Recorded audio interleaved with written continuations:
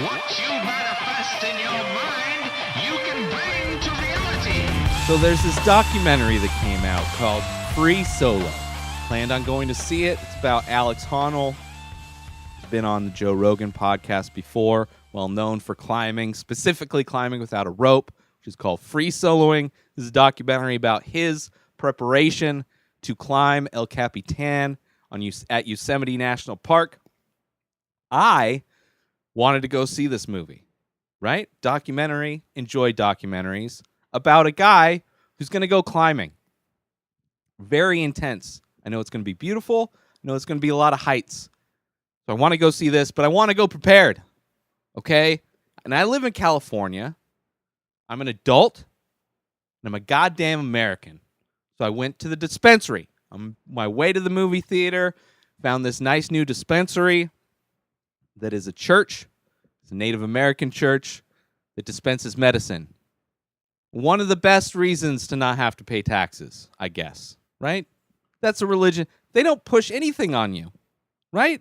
But I believe in their product. It's something I can see, something I can feel, something I can taste, and something I definitely get the effects of 30 to an hour later. So I pick up an edible, and I eat it.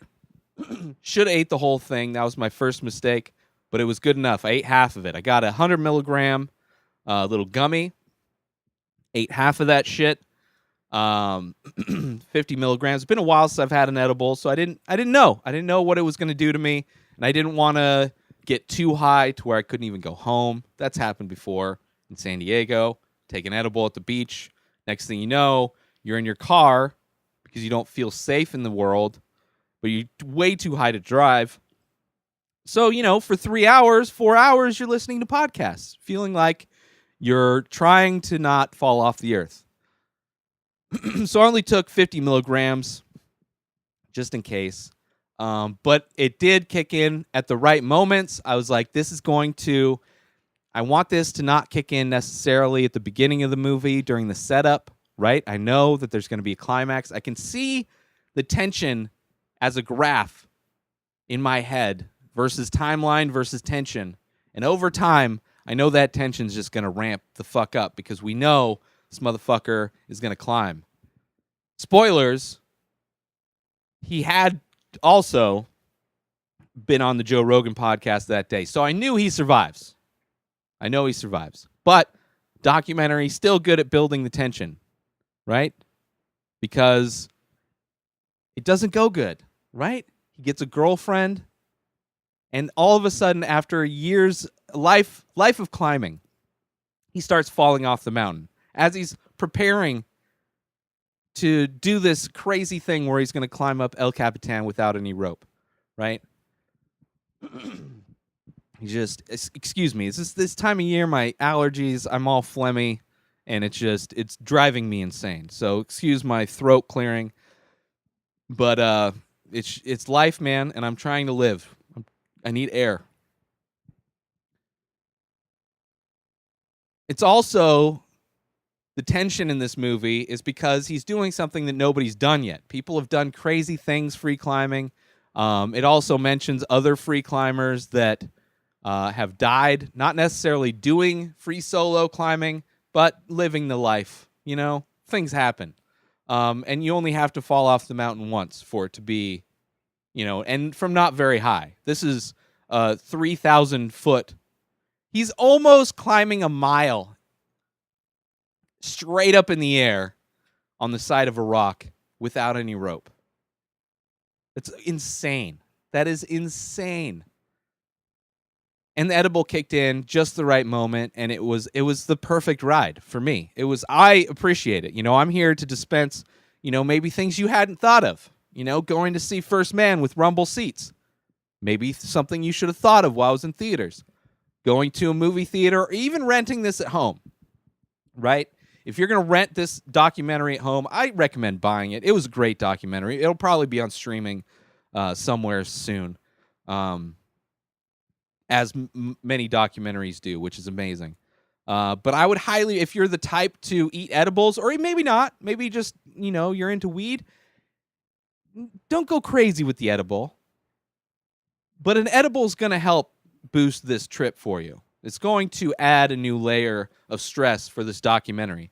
And it's really good. You also get to see his process. You get to see his, I call it creative process.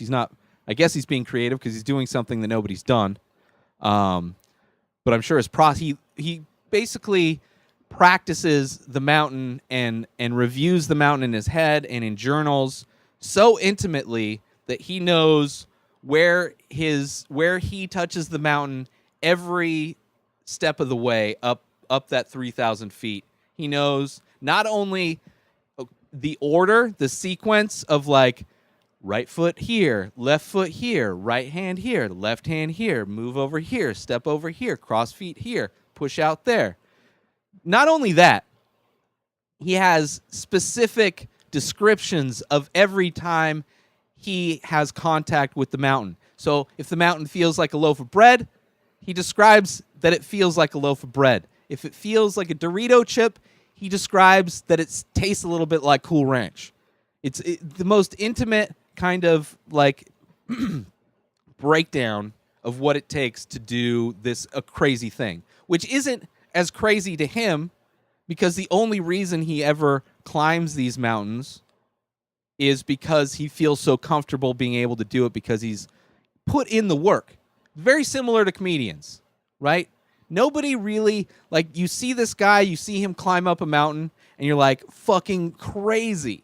Like, he must be just some superhuman. And it's like, no, he's an example of what a human can do when he puts all of his focus onto preparing to do this thing.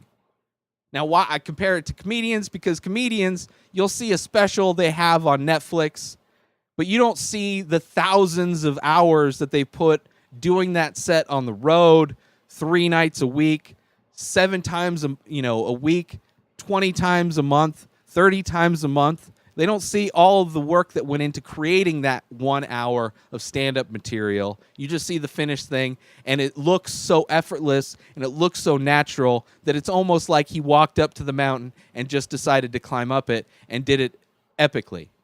Similar to comedy, the best comedy, it feels like the comedian just walked out on stage, and he's like riffing off the top of his head, the stream of consciousness of hilariousness. But that's where the best things come from. Tons of preparation, deserve tons of preparation. The more respect you put towards a thing, the better you can be at that thing. The better that thing you create can be, And that's what I love about this. It also reminded me a lot. There's another documentary about free diving. And that's crazy too, but that's more about, controlling your body and mind to be able to withstand and go deeper. They're not really naming, that bubble, that one looks like Saturn because, I farted and there's a bunch of little other bubbles spinning around it. But yeah, Free Solo, 100% check it out. Also check out his guest appearances, Alex Honnold. Check out his guest appearances on the Joe Rogan podcast. They're also great, as well as all the other podcasts that he puts out, all the other episodes. But Free Solo, amazing. And if you want to go next level with it, take an edible, man. Go on a ride. Turn that documentary into an amazing experience for you to be a part of. And don't just put it on in the background. That's it for this episode, everybody. Go to my website, inspireddisorder.com, for all of my work, my artwork. You can buy this shirt there, inspireddisorder.com. If you want to binge this show, patreon.com/inspireddisorder, at Ray Taylor for me on social media. That's it. Have a great day. Have a great week. Peace out.